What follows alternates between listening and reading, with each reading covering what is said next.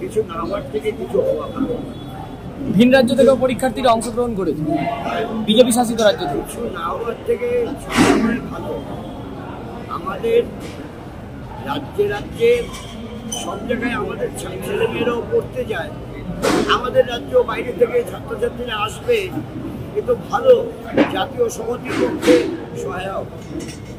রাজ্যে যেখানে মহিলা মুখ্যমন্ত্রী সেখানে মহিলারা গণধর্ষণের শিকার, আজকে হরিদেবপুরেও এরকম একটি ঘটনা ঘটেছে, কি বলবেন? এখন এটা তো আইন শৃঙ্খলার ব্যাপার আর পুলিশের দেখার ব্যাপার। পুলিশকে এই বিষয়গুলো দেখতে হবে, কারণ কোনো ক্ষেত্রে কাউকে যদি ছেড়ে দেওয়া হয় তাহলে এ ধরনের রোগ, এই রোগটা বাড়ে। রোগটাকে প্রতিরোধ করতে হলে শাস্তি কোনো ক্ষেত্রে একটু মাত্রা চেঞ্জ করতে